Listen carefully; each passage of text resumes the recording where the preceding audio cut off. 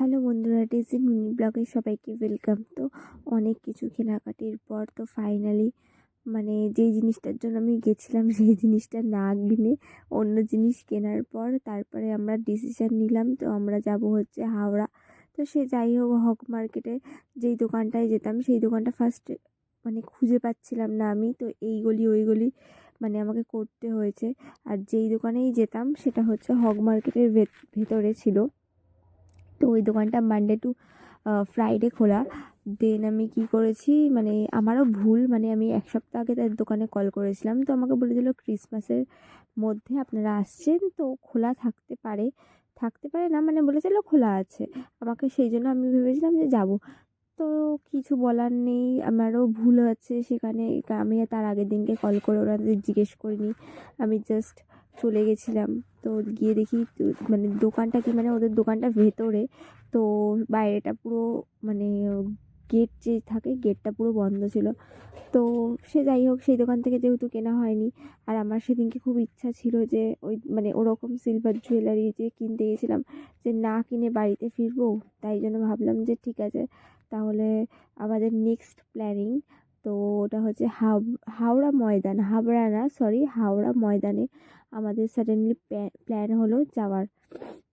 দেন খুব খিদে পেয়ে গেছিলো, দুপুরে ওই খেয়ে বেরিয়েছিলাম ভাত আর মাছ। তো তারপরে এতটাই খিদে পেয়ে গেছিলো, তারপরে আমরা ভাবলাম যে কি খাওয়া যায়।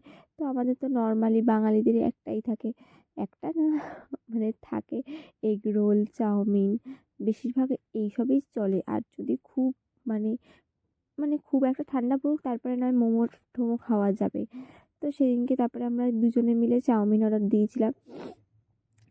চাউমিন খাবো কি, মেন ব্যাপারটাই হয়ে চাউমিন খাবো নাকি আমরা ব্যাগ খাবো, এটাই হচ্ছে প্রবলেম। দেখো, সঙ্গীতার হাতে যে ব্যাগটা দেখছো, ব্ল্যাক কালারের স্কুল ব্যাগটা, ওটার মধ্যে আমার অনেক সরঞ্জাম ঢুকে আছে, আমার হাতেও সরঞ্জাম ঢুকে আছে না, আমি নিয়ে আছি। তো ফাইনালি আমরা খাওয়াটাকে মোটামুটি তাড়াতাড়ি কমপ্লিট করলাম, কারণ মেট্রোরও একটা টাইমিংয়ের ব্যাপার আছে। আমাদের ইচ্ছা মতন তো টাইমিংয়ে মেট্রো আমাদের বাড়ি পৌঁছে দিয়ে যাবে না, আর আমরাও সেই জায়গাটা যেতে পারবো না। তো সঙ্গীতাকে আমি বারবার বলছি যে যেই দোকানে আমি যাবো সেই দোকানের অ্যাট লাস্ট লোকেশানটা দেখ। তো আমরা যেই হাওড়া ময়দানে যাচ্ছিলাম সেখানেই আন্ডার ওয়াটার মেট্রোটা মনে হয় সকালবেলা হলে বেশি ভালো লাগতো। আমি ফার্স্টে বুঝতে পারিনি। তো আমার পাশে একটা লোক ছিল, দাদুর বয়সী। তো দাদু তারপরে বলল যে এই দেখো, এটাই হচ্ছে হাওড়া থেকে মনে হয় হাওড়া ময়দানে যখন যাওয়ার সময় এই আন্ডার ওয়াটার মেট্রোটা দেখা যায়, মেট্রোতে যেটা আমরা যাচ্ছি আন্ডার ওয়াটার। তো পুরো নীল হয়ে গেছিলো, সেই জন্যই আমরা বুঝতে পারছিলাম ভালো করে।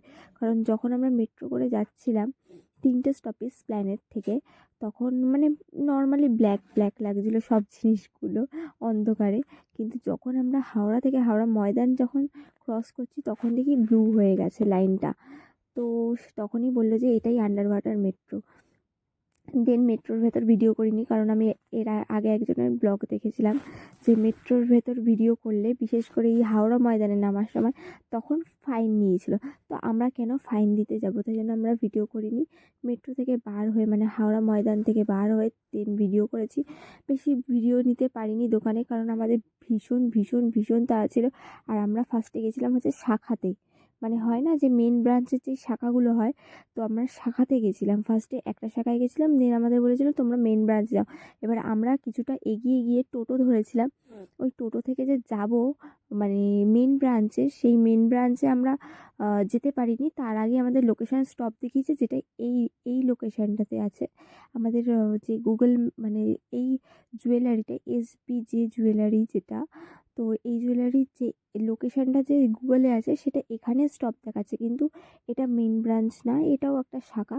তার আগে গিয়ে তোমাদের মেন ব্রাঞ্চটা। তবে আমরা একটু পায়ে হেঁটে, আমি আর সঙ্গীতা, বেশি দূর না, ওই 2-3 মিনিটের একটুখানি পায়ে হেঁটে গিয়ে তারপর মেন ব্রাঞ্চে গেলাম। আর আমাদের এতটাই তাড়া ছিল